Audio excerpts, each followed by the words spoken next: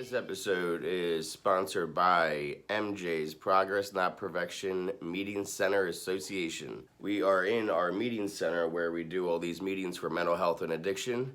I can do this podcast anywhere. I can do this at home. I can do this in a closet. I can do this in a basement. It doesn't matter. All I need is somebody else to talk to about addiction and recovery. What I can't do from anywhere is help people with their addiction and their mental health problems. So if you can help out, we do have a Venmo, we have a Cash App, we have a PayPal, we have an address you can send a check to, and all the money that gets donated goes towards rent, goes towards keeping the lights on, and goes towards keeping the internet on. So please, if you can give $5, $10, $20, it doesn't matter. Anything you can is so appreciated. And if you are a local business, if you're a national business, whatever, and you want to be a part of what we're doing, you can reach out to me and we can talk about how you can be a sponsor. But I'll let you get back to the episode. Welcome back to the show, Travis. Thank you for having me back on, JD. So how's your book doing? Dude, it's killing it. I am actually more than happy. I'm elated. It cracked back into the top 100 this last week in 2 categories, so it's just rolling along. People really seem to be picking out the messages in it and relating with it, so it's very cool. Yeah, no, so just for those who maybe not have saw your first interview, just tell some people about like My Life with Karma, your book. Okay, so My Life with Karma basically tracks my journey from cop to criminal. It starts with me working dignitary protection for the governor, and then I get involved with opioids after suffering a back injury. So it really shows the sides of what it's like to be a police officer, but then what it's like to be an addict. And that's basically what I'm going to give people to start with. So. Yep, and Karma is your dog. Your Yeah, dog Karma's was the with rescue you, dog. was with you like your whole time, and that's you told the story, and I loved reading about it too. You rescuing that dog. You know what I Yeah, mean? Like, and I think that's amazing. It kind of like now she's rescuing you. You know, exactly, man. I so think that's that's awesome. probably one of the coolest parts of the story is the fact that she ended up being the one to rescue me in the long run. And man, I mean, I miss her. I was just thinking about her the other day. I saw a boxer that looked like her and Yeah, kind of tripped me up for a second. So, but yeah, yeah, man, and that's wonderful dog.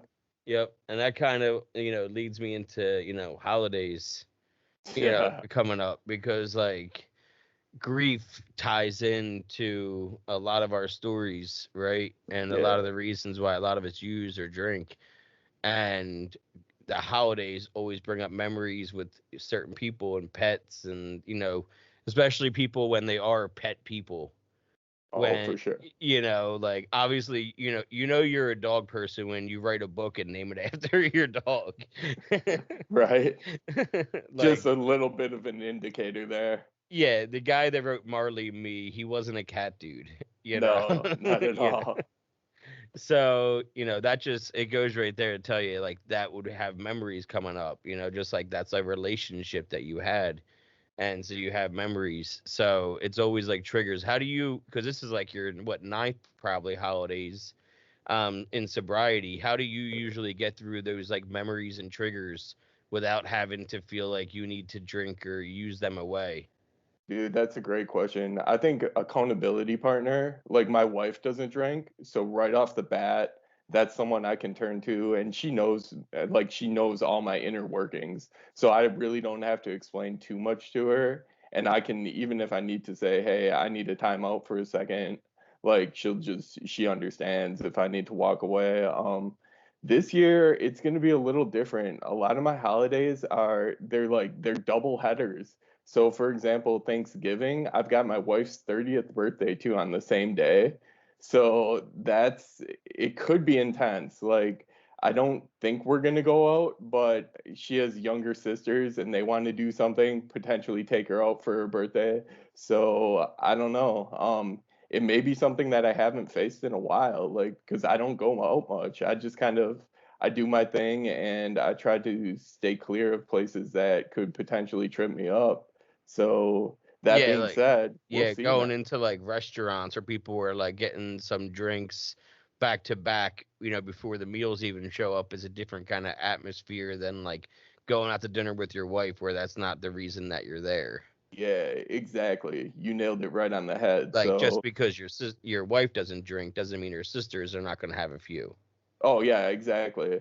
And see, I should be like, normally I'm totally cool around that. Like, it doesn't matter. I've been around other people that have drank. The whole thing is when like the general consensus switches from like, okay, a party celebrating my wife to now what are we celebrating? What are we doing? Yeah.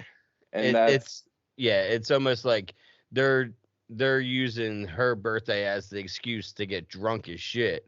This yeah, way they can be at work the next day and be like, I can be hung. I remember, from the drinking and using days, always looking for the excuse to like have it work to look like shit. Because I look like shit regardless, right? So on whenever I could use an excuse, I was gonna use it. So like, oh, it was, my sister's birthday. So we were drinking.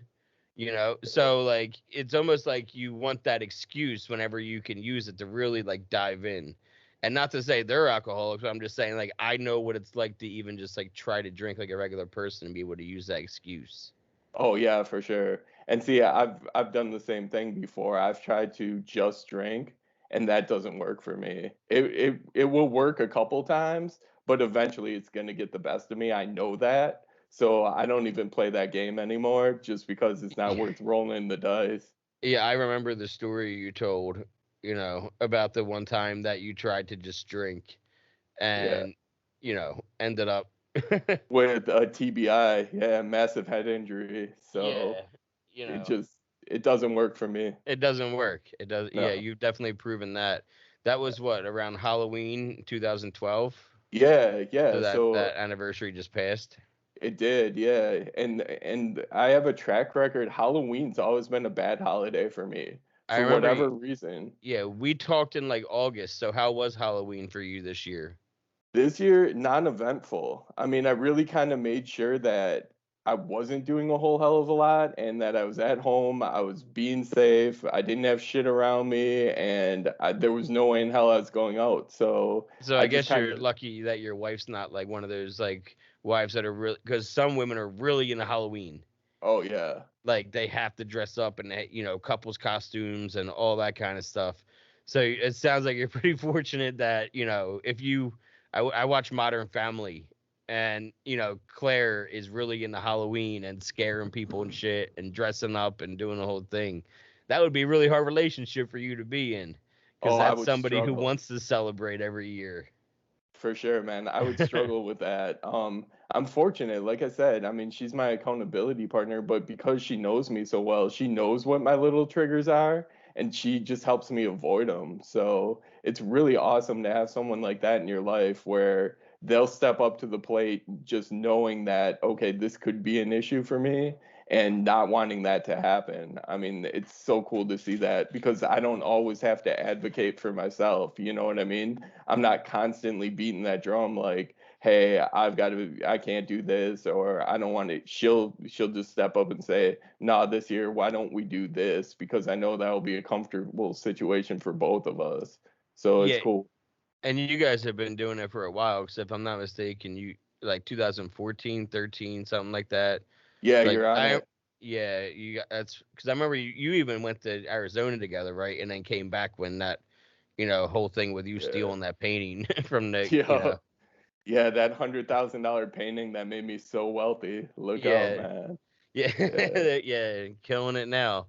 And Yo. what are you about to do with your book now? You're about to do like an authors thing or a new authors thing, or what do you? So, so yeah, man, I'm stepping into coaching.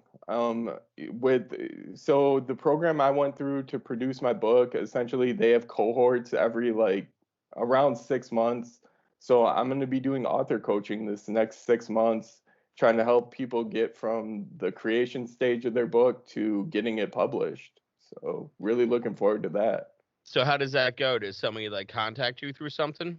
Yeah, basically, we're set up on Zoom. So I have an open Zoom calendar, and then they sign up through a different program that we use to connect coaches and authors. And pretty much they set their times and say, hey, I want to talk to you about A, B, or C, and we just roll with it. So Okay, so say I'm a new author and I want to have some help. How do I get in contact with you to do that? okay, basically, like I said, we have this program we use called Quip. So all the authors in the Creative Institute that I went through have access to Quip. So pretty much they can hop on there, then they can see my calendar and book a Zoom with me. Okay, cool. So that way, if somebody was interested in writing something but didn't know how to do it, or didn't know what direction to start or even where to start, but all you have is an idea and Yep. a drive to write it, then they contact you through Quip, and then you can do Zoom meetings with them to kind of give them the direction that they're looking for, with actually putting together their idea that they have in their head. Yeah, that's exactly it. And just Yeah. kind of helping take it from that conceptualization to actualization and get it down on paper and really just start getting these ideas out, because there's so many gifted writers that are out there that just don't necessarily know the process. Yeah. So a lot of it is going to be walking them through the process, getting them through publication so that their works can be seen, as opposed to right now where a lot of people are sitting there with, they've got great stories in notebooks or journals, but they just don't know how to get it out to the world. Is there a cost for that? There isn't. No, it's part of the program. I'm actually volunteering my time. Oh, So, that's awesome. yeah, yeah, man. I'm given 10 to 20 hours a week every week for the next 6 weeks. Hmm. So, That's yep. really cool that like I didn't know that, about that. That's, free, and, pretty much anybody that has a drive to do it, then even more so, it's not like you need money. They're not trying to collect any money or anything like that. They're literally just trying to help. So, Exactly. like, that's awesome. You're not, and is there going to be a link for that once you get started to directly get to you? Yeah, I'll get that to you Okay, for cool. sure, man. Yeah. Yeah, I'll put it in the description. So if you're listening, or you're watching, either way, you'll be able to go right into the description and see the link right below that you'll be able to go. I'll have it under Travis Sackett Coach. Just click that link and you'll be able to go right to him and book, some time over the next. When does that start? December? That actually starts this upcoming week. So, Okay. I'll yeah, make sure your episode comes out early enough so that, it's cool, whatever. man. So I'm going to start putting these out around Thanksgiving. Oh, beautiful. Love it. Yeah, and then because Thanksgiving, that's when, the other thing we're going to talk about is the relapse and overdose rates spike, Dude, I know. It's you know. Thanksgiving's ridiculous. Like I was Yeah. just looking before we talked, I was just looking at that in terms of rates, and especially with opioid use too. It's just through the roof through Thanksgiving.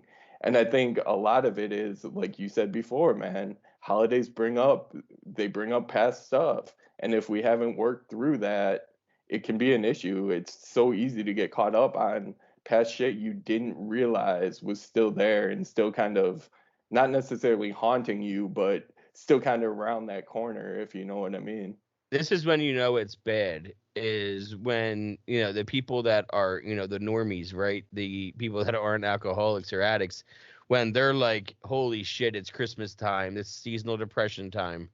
You know what I mean? Like everyone is starting to feel it, and it's the pressure of, buying the gifts. It's the pressure of, can I afford to do that and keep the lights on and keep the heat on? Keep food in the fridge. Oh, What for am I? sure. It's those pressures that just life happening. It's life on life's terms. That's why, it's so important to have such a solid program and continue to work the steps, because life keeps happening. Exactly. You're still going to grow resentments even if you're sober. That's why it's so important to continue to do things for yourself and for your recovery, because the old cliche is, while I'm in here, my disease is outside in a parking lot doing push-ups waiting for me to mess up. you know Exactly. Yeah. and somebody, that was really close to me, especially early on, always said was, I have the choice not to use today or not get drunk today, but as soon as I do drink or use, I lose that choice. Yep. Yeah. And so I always keep that in mind, of like when I am feeling like any kind of triggered or wanting to drink or wanting to get high, it's just like, you got to be patient. This feeling is going to pass, and once it does, you're going to be much happier that you got through this. you sat in this shit, you got through it, and now you can face it next time when it happens again, inevitably. Well, exactly. Plus, you can build on those. Each one of those, I look at those as victories, man. I'm like, fuck yeah, I did it today. I got through it. Let's build off that. As opposed to if you do the opposite and you give into it, I feel like it's so much easier than to give in the next time because you just kind of get into that cycle of, okay, you think about it, you let the anxiety, you let whatever it is win, you give in, you use, then the next time around, it's almost like you're teaching yourself that, okay, it's okay to give up in certain Yeah. situations. And I look at it the Yep. exact opposite. I say, fuck that. Don't ever give up. Don't let it win. Do whatever you have to not to. And I think that's the difference too between early sobriety sometimes and after you have a bit of time because like at this point in time I'm just not willing to make that sacrifice. Like I mean, someone could hold a gun to my head and put some oxy down and say, use it or I'm going to pull the trigger. And I say, fuck it, pull the trigger, man, because I know where this is going to lead. It's not going to work for Yeah. me. Yeah. So, Yeah. Either way, it's going to be bad news for me. Yeah. exactly. That's exactly it. And I would rather have it be short and sweet than the prolonged use of what I've gone through before. There's no way I want to do that again. Yeah, So, yeah, there's definitely I don't want any part of that. I just finished Dope Sick and, I was only triggered one time and I don't want that again anymore. You know what I yeah. mean? I see people are still, strung out everywhere and it's horrible to watch. And all we can do is just hope. The new statistics just came out that 100,000 people overdosed, but since quarantine. Well, not even since quarantine. So they did the numbers from March 2019 to March 2020, 78,000 overdoses, which is astronomical. And then they did the numbers from March 2020 to March 2021, and that was 100,300. So it was a 28% increase year over year, March to March. And it, for the first time ever since they've tracked that data, it surpassed 100,000 people. That's insane. That's absolutely insane. Now, where are you guys at in terms of quarantine? Like, for example, we're still under mask mandate here. We're the only county in Wisconsin that's still doing masks. So it's a little different for us. Like, even if, for example, when we go out for my wife's 30th, like, it's still going to be limited crowds, things like that, as opposed to some places, it's wide open right now. Yeah, it's pretty much wide open. I mean, you go into some places and there's mask mandates, but restaurants, you don't really see any kind of limitations. Maybe some less tables, Yeah. but there's no kind of weird barriers up or anything, like no glass up or peg. Even the whatchamacallit, gas stations have the plexiglass down now. Oh, So yeah, that's not really as big of a thing as it was before. It's definitely getting less and less around here, even though the numbers are still still yeah, the pretty much numbers where they still are. exactly. So you would think, it is what it is. I just kind of keep to myself. I go to my meetings, and going to meetings right now is important. Having the meetings and attending them, being present, talking and contributing, because maybe you can say something in a meeting that somebody can stay sober with today with. Exactly. And I always look at that too, even like this podcast, the exact same scenario, man. Yep. Something could come out of my mouth, your mouth, that may not even help one of us. But if we help someone else today, that's once again, that's a win. Yep. So, Yeah, somebody else. That's why I wanted to release one a day, is just to have awareness, just to have the more stories that I put out, the more chance that one person can resonate with a story. yeah, exactly. You know, So, yeah, that's for sure, that's man. that's the important thing, is not everybody's going to resonate with me. Not everybody's going to resonate with you, but maybe tomorrow somebody's going to resonate with that person. Exactly. And Hands down. and I think that's what's important, is trying to find, ways to hold on. A lot of the times, I always think that whenever something bad happens, it's like, well, showtime. This is why I have all these tools. This is why I acquire all these tools. It's almost like if I'm a professional baseball player and I'm up to the plate and it's the World Series, I practiced all since February for Yeah, this moment in October. exactly. So like I have to go to meetings. I have to work my steps over and over. We're about to start a back to basics meeting here, where we go through the steps every 4 weeks. You're done. Every week you go through 3 steps, and we're about to start that up. I have an old timer who's going to run it. He's got like 33 years sobriety. He wants to run it, so I'm like, yeah, you got it, man. He's supposed to be on my show soon, actually. But yeah, I think that's important because the more times I do that, the more times I'm building that muscle. Exactly. And I need that muscle to be ready for when the time occurs. People practice karate, and the whole point of karate, I've never practiced it, but from what I gather from watching movies, the whole point is so that you are ready if it happens. Yeah, You're not using karate. You're not practicing karate so that you can use it as a weapon against somebody. You're practicing karate so that if something happens where you need to defend yourself, you have the tools to do that. And that's like I understand why people get into jujitsu and mixed martial arts and all that kind of stuff when they get sober. Because it kind of coincides with each other of your mentality of how you got to be. It was at Jason exactly. Ellis's. I think Jason Ellis is sober, and he fights. He's like an extreme sports guy and all that kind of shit. So I think of people like him or like even like Steve-O, Oh, for where he sure. does like extreme shit still to this day. He had to get like 11 or something. Maybe was it 18?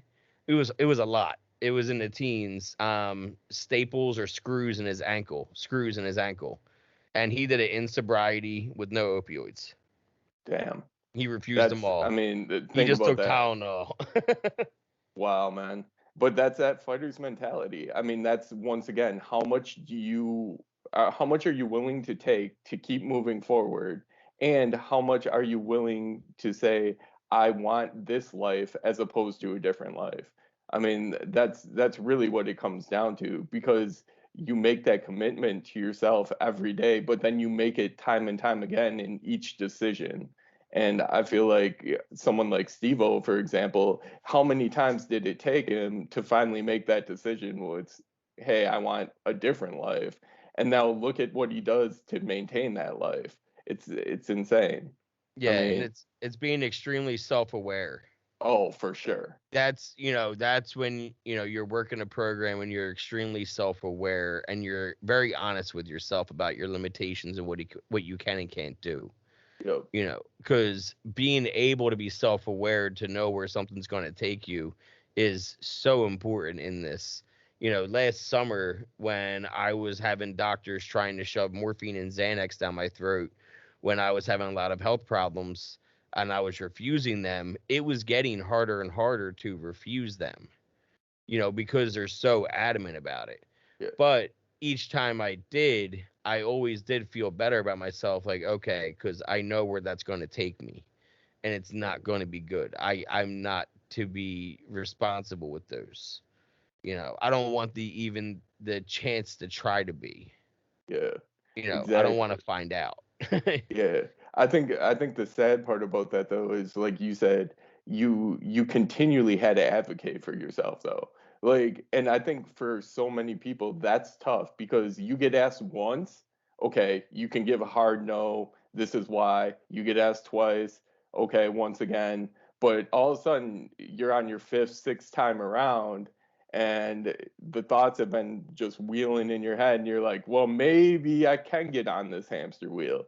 And I think that's where the medical field really does people dirty in the sense that, okay, we know we have some people flagged, yet we're still going to offer them these medications while they're in house. Yeah, And it's no secret that I was in rehab. It's in my file. yeah, you know, exactly. it's no secret that I was in rehab for benzos and painkillers. And what are the two things that you're trying to give me right now? literally what I was just in rehab for 2 years, not even 2 years. Yeah, it was just 2 years ago. I was like 2 years clean from pills as they were offering me this. And I was 3 months sober from alcohol. Yeah, kudos to you, man, for just staying strong in that situation. Because once again, that's a situation not everyone can handle. And we've seen it. I mean, look at the numbers from this year. They show you that, okay, and these are Yeah, the types of situations people are walking into. yeah. It's rough, man. It's Oh, a war out there. it affected my work. This episode is sponsored by MJ's Progress Not Perfection Meeting Center Association. We are in our meeting center where we do all these meetings for mental health and addiction. I can do this podcast anywhere. I can do this at home. I can do this in a closet. I can do this in a basement. It doesn't matter. All I need is somebody else to talk to about addiction and recovery. What I can't do from anywhere is help people with their addiction and their mental health problems. So if you can help out, we do have a Venmo, we have a Cash App, we have a PayPal, we have an address you can send a check to, and all the money that gets donated goes towards rent, goes towards keeping the lights on, and goes towards keeping the internet on. So please, if you can give $5, $10, $20, it doesn't matter. Anything you can is so appreciated. And if you are a local business, if you're a national business, whatever, and you want to be a part of what we're doing, you can reach out to me and we can talk about how you can be a sponsor. But I'll let you get back to the episode. I couldn't even go into work anymore because I was in so much pain, though. And that was the problem. I was having constant panic attacks. So there was something wrong with my adrenal gland, and I was having constant panic attacks, even if I wasn't feeling like I was having a panic attack. I would be sitting there, and all of a sudden, my heart rate would spike up to like 200 beats per minute, and I would just be watching cartoons, you know what I mean? Like just hanging out. So it was just something wrong with my adrenal gland from my using days. I don't know. But either way, they were trying to, yeah, here's Xanax for all the times your heart rate spikes. Then this way you want to come to the ER. Here's morphine for the pain that comes with it. It's like, no, I don't want that. And Yeah, I had to keep exactly. saying, like, look at my file. Like, I can't have that kind of stuff. Like, no, but it's different because we're giving it to you. It's like, look at the file. You gave it to me before. Yeah, that's exactly it. That's how I look at mine. Like my whole addiction started with a back injury. Yeah. Started in a doctor's office. And I mean, I never thought I'd go down the road I did, but knowing that that's how it started and that's where it ended up, it's like, man, I can see that path for other people and it's like they just lay it out for you. And there's no accountability on their end once they do it. It's just a matter of here you go, we got you set up. You're not going to feel the pain you're feeling. Yay, good for us. Now we're not going to worry what happens to you on the backside. Now Just ridiculous. remind me, because I can't remember if we talked about it or not. When did it change for you to now? Here's your prescription, Travis, and you're taking one, 4 a day or 3 a day, whatever is prescribed. How long before you had to take more than prescribed? It was somewhere, okay, so the first 30 days I rocked as prescribed, but then I re-upped they gave me 90 more days. And it was somewhere in that 90 days where all of a sudden the oxy didn't have the effect that it had, and I started doubling up. And then eventually to combat that drowsiness, I started crushing and then snorting on top of that. So So it progressed extremely fast. yeah. And I wrote in my book too, I had been prescribed Oxy one other time for a motorcycle accident, like way back. It was a few years before I ever had problems with addiction. And even at that point in time, I only did 30 days. And even during that 30 days, I started to withdraw from people. I really started to develop a relationship with the drug really quickly. And I think just the way I'm wired, and it's something with Oxy that it works differently in my brain, and all of a sudden I'm hooked, line and sinker, and Yeah. that's the only thing that I can think about. I'm surprised they didn't re up you the first time with the motorcycle accident. Yeah, see, I think to be real with you, the doctor that I had, he was our family like doctor, and he was actually our next door neighbor. So Oh, okay. What year he was that when that happened? that would have been, I think, 2009. So then, yeah, that's probably why he didn't re-up you then, because he knew of what was going on by then. Because we just found out recently, now that more and more stuff has come out from Purdue, that they were actually pushing doctors to up the milligrams all the time. It only took you 30 days to create a habit to where your body needed more and more. And that was a very common thing that they found out early on in the late 90s when the drug first, was administered. And their solution to that, Purdue's solution to that problem that the doctors were, combating them with the first time around, the first wave of them that went through like West Virginia and Maine, their solution was, well, just double it. That Yep. means that they're not getting enough. If it's not working in the first 30 days and it's wearing off in the first 12 hours, because that's what was happening, is it was wearing off, okay, well then double up their dose. So they just started doubling everybody's dose. Like the 80 didn't exist the first time around. When the Yeah, pills were first introduced, it was a 10 milligram, a 20, and a 40. And then the 40s were so popular, and then the whole thing happened that they had to double dosages, that they're like, well, then we'll just make an 80. And then eventually they made the 160, and then the 160 got taken off the market first because that was their most, the last one in the first one out kind of deal. yep. But yeah, the 80, yeah, man, that was a very popular thing for a while. But it was all because they're like, well, just double it, give them more. Not enough. It's insane. When Yeah. did the 30 come into play? Do you Well, know? the so they're different because they're not Purdue, right? Right.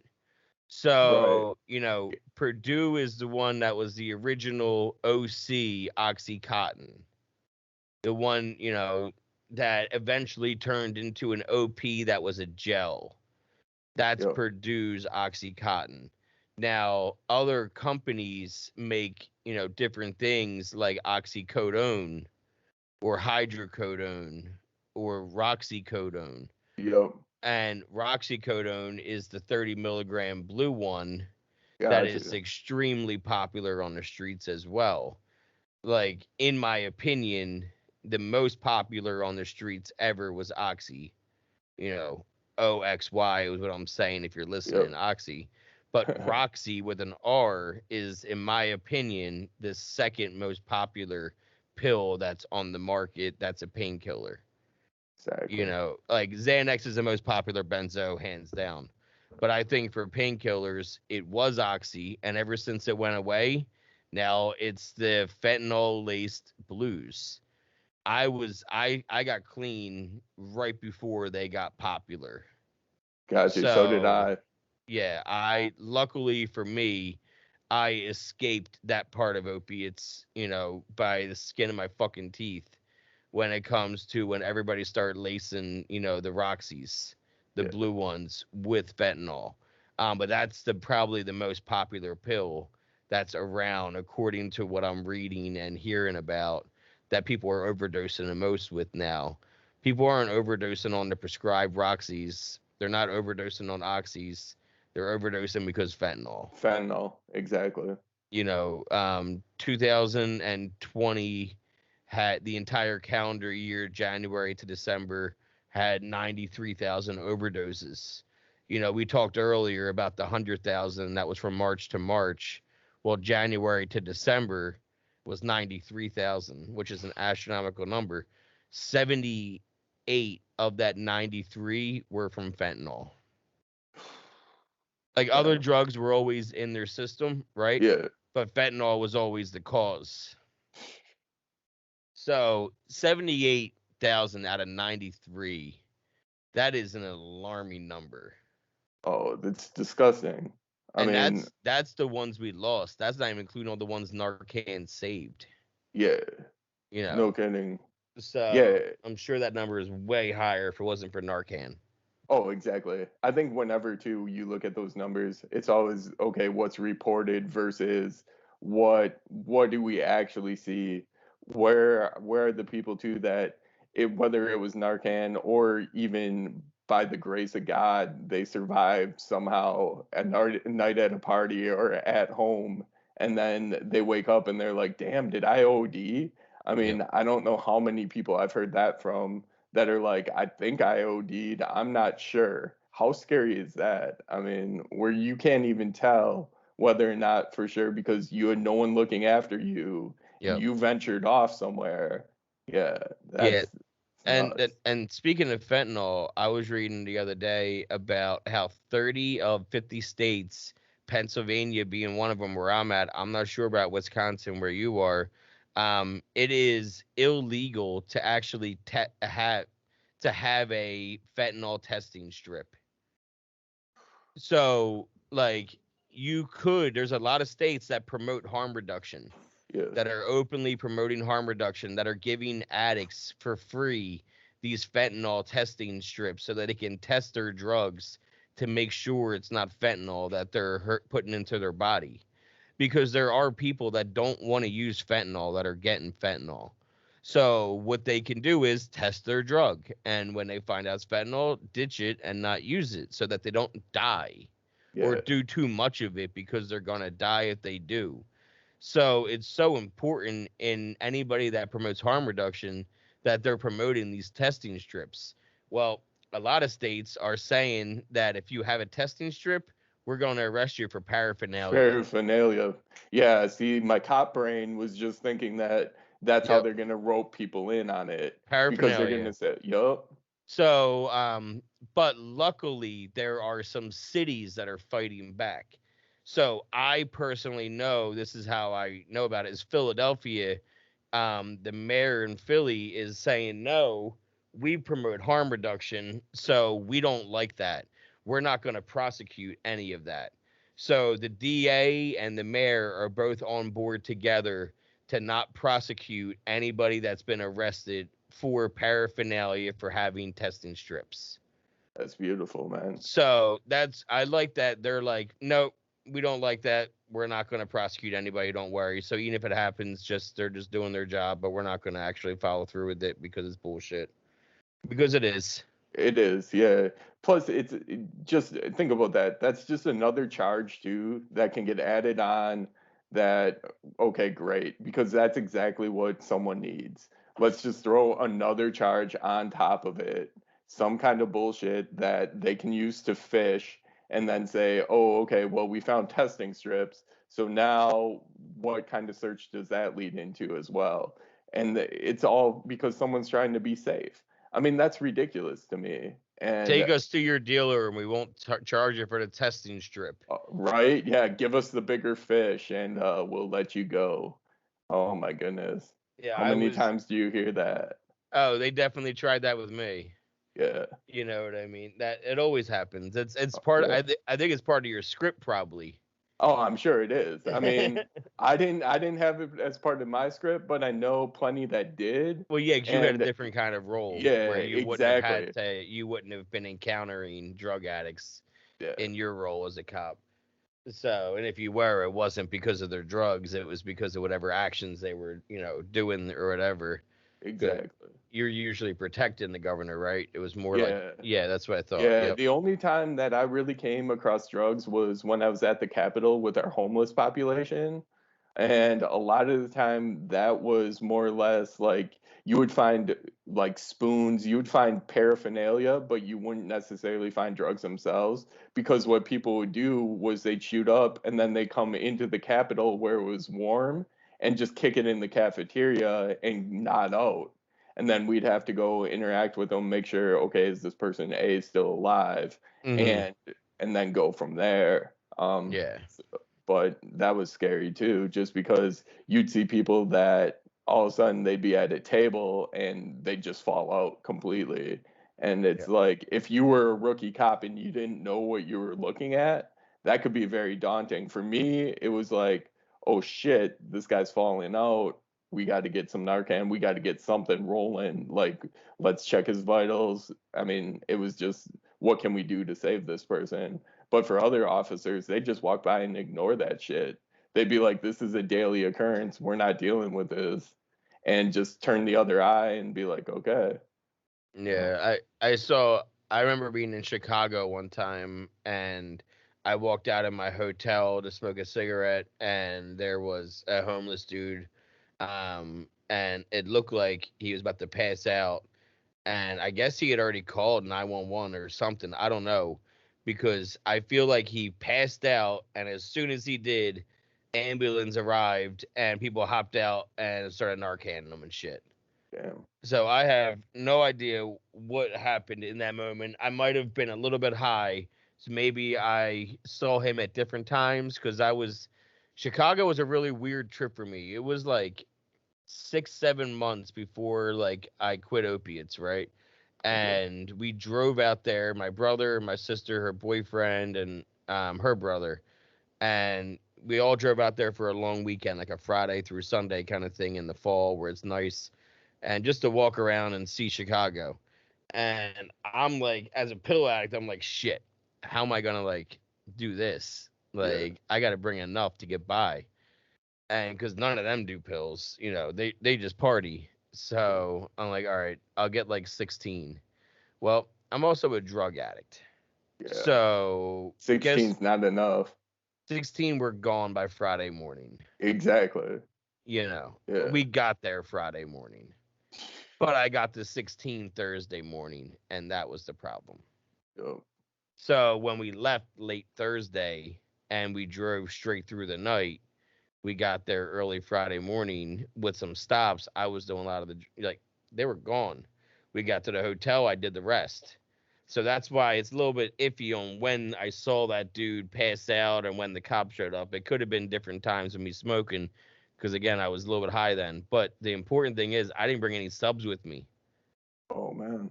I somehow got through that Friday. Well, that Friday I was pretty high, but that Saturday and that Sunday, and I drove all the way back the 9 hours or whatever where I was living in PA.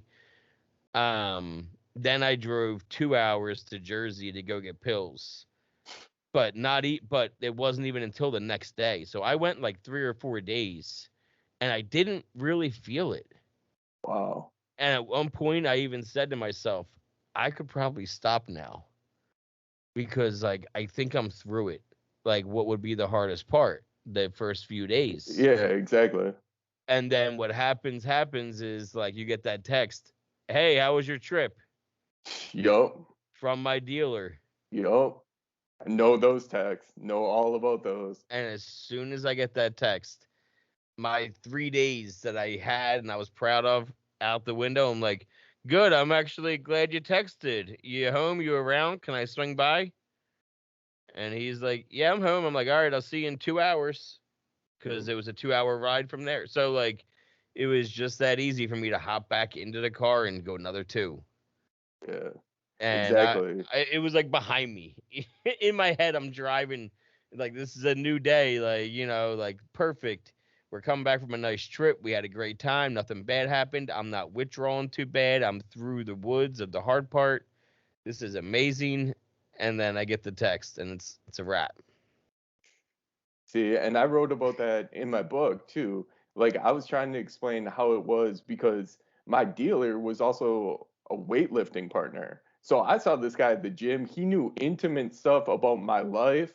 And honestly, he was able to use that as ammunition. So it's like when I would try to venture away, when I would try to stray, he would know just the right buttons to push to bring me right back into the thick of things.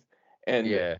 I think I did a good job describing that as I wrote, but it's hard to try to explain a relationship with the dealer to someone outside of it, especially depending on how that relationship developed. Exactly. And I was just talking about that in my meeting I had this morning. I was talking to this old timer and I was like, man, it's a little bit different, how we manipulate these days compared to before. I'm like, think about it. You haven't had a relationship with a drug dealer in over 30 years. So your relationship with your dude is the times that you saw him every time. So, My relationship with my guy was, hey man, you good? Nah. Well, what are you up to? When you gonna be good? And then, hey, you watching that Flyers game? You watching? And then we have a relationship because we're texting, because I'm waiting for him to be good, but I'm just trying to make it seem like I'm not just a piece of shit that only hits him up when I want something. Exactly. So I'll text him from other reasons. And next thing I know, I'm thinking to myself, well, the better the relationship I have with this guy, the more he'll feel bad for me when I'm withdrawing and be more likely to want to front me, because we'll have a friendship and I won't just be another customer to him. And without even knowing it, I was trying to humanize myself with my dealers so that he didn't look at me as just another customer. He looked at me as his friend that bought drugs from him. Exactly. And I would say it worked out to my favor, only because, like, in a good way, that I'm very grateful for the friendship I ended up getting with him. And I know that sounds crazy and it sounds like I'm missing doing drugs, and it's not what I mean at all. Is not many drug dealers would do what he did for me, which is when I called him to be like, hey man, I got to go to rehab. This isn't good. I might kill myself. Like, I'm not good right now. And I know that I owe you $1,800, but like, I got to go to rehab. And he told me, if I never hear from you again and you stay clean, you don't owe me the money. But if I find out you're using again, you owe me the money. Wow. That's unreal. I mean, Haven't that touched a just pill. doesn't, yeah. Still haven't touched a pill. So I doubt he's listening, but if he is, thank you. Still haven't touched a pill, Wow. So yeah, I slipped up with drinking for a while, but that meant a lot to me. Oh, yeah. Literally and figuratively meant a lot. So it did. That's why I say it did work out in my favor, because that's a huge relief to go into rehab with. I could have felt like I was going into rehab because I went from Philadelphia to Los Angeles. So it almost feels like I'm running if I don't like squash that beef before I leave. Yeah. Plus, you'd have that hanging over your head the entire time. Like, it would just be there. You'd be thinking about it in the back of your head, even Yeah. while you're trying to get sober, which, let's be real, those two things conflict so hard Yeah. that, Yeah, yeah, that, I don't want to have to. I'd much rather have to look over my shoulders and see Butters' ass at the urinal. You know what I mean? I'd yeah. much rather that be over my shoulder than that debt with that dude.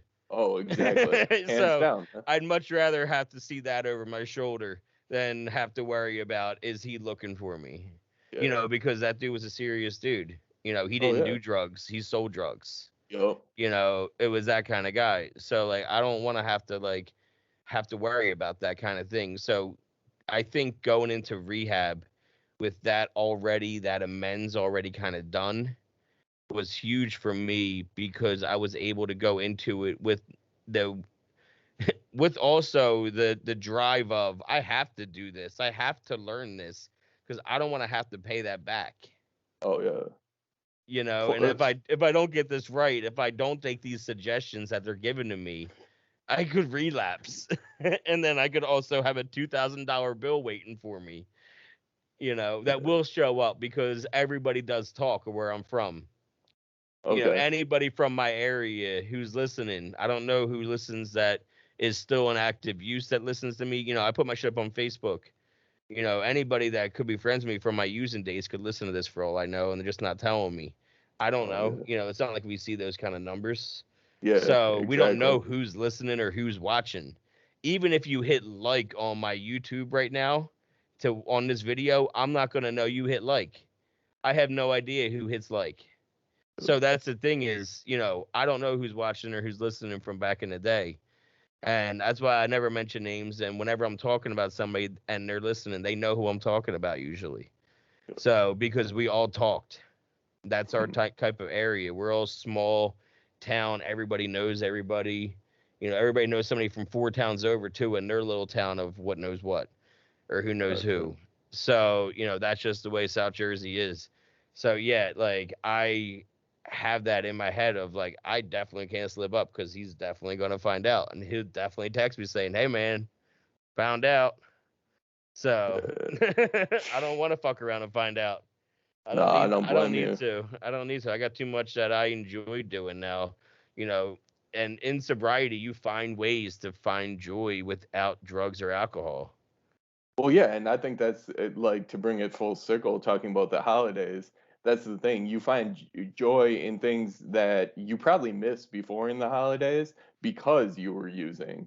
I mean, one of the biggest things for me is going to be seeing the little kids like over Christmas open presents, where in the past I was I was physically there for that, but I was not present. There's no way I was watching that with opened eyes and I mean, I was probably half nodding off.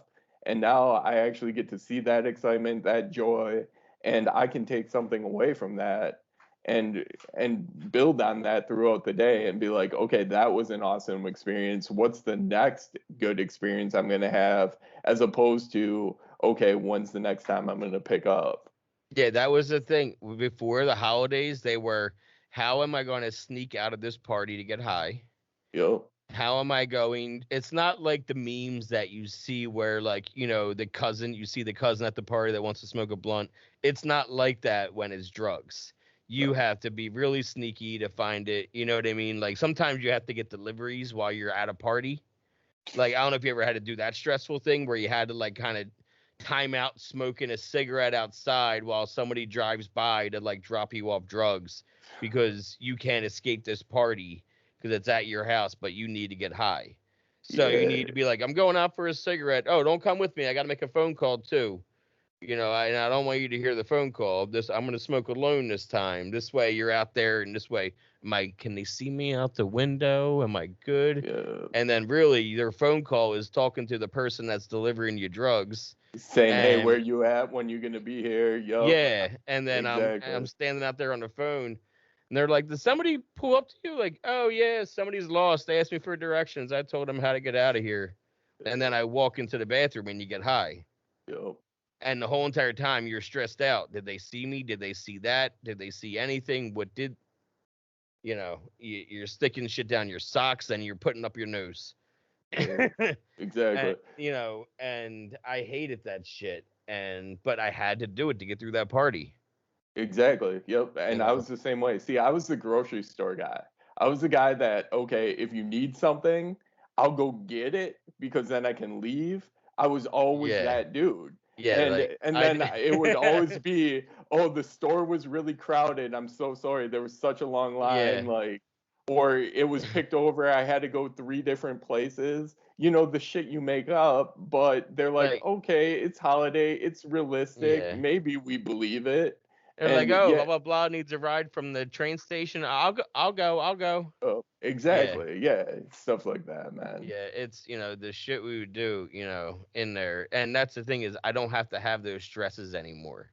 No. I don't have to worry about like, oh, if I'm going to that holiday party, who can I see on the way there that it won't seem like I'm taking a long time. I don't have to do those plan outs anymore of who can I see where, depending on where I'm going to be. And I don't have to avoid holidays or avoid the parties either. Because sometimes you just don't even show up to the party, right? And if the Yeah. party's not at your house, there's definitely a chance that I'm not going to show up. So, that was a thing too. Like if I don't get high enough, I can't go. But if I get too high, I can't I go. can't go. Yep. It's got I to be totally just get the, that. you Yeah. know. And there were some times where I just forget all in general because I was too high. Let's be real. There were some Easters that I was through Xanax. I don't remember anything. I don't think I even showed up. Yeah, I have some Thanksgivings that I definitely miss because I was too hungover. You know that night before where you go out? Yeah, see? I do not miss. We used to go to Giuseppe's. It's no longer there, so I can say the name. But we used to go to this place, Giuseppe's, the biggest hole in the wall dive bar, piece of shit. But we loved it. It was our hole in the wall, piece of shit dive bar. And yeah, we would close that place out. It was some rough nights at that place. But Oh, what I were you saying? believe. What was yours? Oh no, I was just saying, man, I had 5100, same place though, same, different city, same place, same Yeah, kind of, same characters too. yeah, And it was just, that was my go-to. But then the next day, I remember it would be like, okay, how am I even going to survive Thanksgiving? I wasn't looking forward to the food. I wasn't looking forward to seeing family. It was like, how the fuck am I going to get through this? Just on the state I'm in, can I get myself to the point where I'm at least semi-presentable to even go? And if I can do that, then can I do just the right amount of drugs to be on that level that I need to be to interact with everyone? There was so much planning and so much like manipulation that went into it just to try to get through a day. And it's Yeah. insane when I think about it now, because I'm like, I did that much juggling just to literally spend time in a place. And I just can't fathom it anymore to think that's what I used to do. All the side trips you made real fast in between stuff, Yo, just to like run and get something real fast, oh and the yeah, little side trips, and then the lies you have to create for why you took so long, yo, and just one after another, and every holiday I can just like, retrospect and look back and think like, yeah, there was something shady that I had to do in order to find a way to get high that day. And exactly. so, I'm glad, like, now I can get through the holidays no problem. I can sit through and I can be around people that are even drinking and then not trigger me, because now I look at that and I don't want that. Yo, I know that I'm gonna wake up hungover, and if I wake up hungover, it's just gonna be worse. Then I'm gonna want to drink again, or I'm gonna want to use to take the hangover away. So for me, I just play the tape out. I know where that's gonna lead me. I know it's no fun anymore for me. I had my fun with it. It's like, for me, it's the toxic relationship that I had in my life that I don't want to go back to. Right. exactly, exactly. So here's my question for you: what do you tell the young guy then that can't play that tape? That's only got, let's say, came into your meeting today and is like, I got one day, man. Like, what do you tell them for the upcoming holidays? Keep coming back every day. Keep talking. You know, keep talking to either me or somebody else. Find people to talk to. Go to more meetings. You need support. That's what's going. If you're a lonely person, there are some people who like being alone, but most people don't like being alone, right? So that can be getting through the holidays is the loneliest time, especially if you don't want to be alone. So if somebody came in here and was to say that, it's like, well, then don't be alone. Keep coming in here and you won't be alone. You know, we are Yeah, here every single day. We run meetings in the morning. We run meetings at night. That's two different chances. Plus, there's a place around the corner that does meetings every day at noon. When I was early in sobriety, they said do 90 and 90. I did 250 and 90. whew, I wasn't ready to be alone yet. yo, I eventually, within 6 months, I loved being alone again. I enjoyed it. It was amazing. It's what I needed at the time. But early on, being alone was not serving me. Being around people and talking to other people like me all day long is what I needed. yeah, So going to 3 meetings a day is what I needed. I was going to a meeting every morning. I was going to a nooner every day. I was going to an 8 o'clock every day. And I was going to an 11 o'clock every day. Sometimes I wouldn't get the morning in, and I would only go to noon, only go to noon, 8 p.m., and 11. Sometimes I would go to noon and 11. Sometimes just 11. But yeah, I would say 5, 6 days a week. On Saturdays, I would go to an 8. I would go to a nooner at the Comedy Store, a 7 a.m. at Marina Center, noon at the Comedy Store, 8 p.m. was at CA meeting, Cocaine Anonymous, at a church. Then I would leave there at 9:30, go to Venice for the outdoor meeting at my friend Jules's house that does the art. And then very I would cool. leave there and go to a midnight, 11 o'clock meeting at Marina Center Whew, again, where I started my day. wow.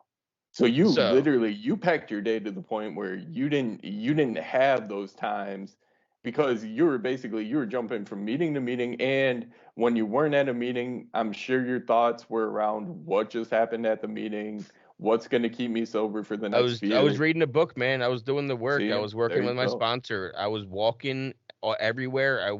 I didn't drive. I was walking, so I was processing a lot. I was treating my addiction.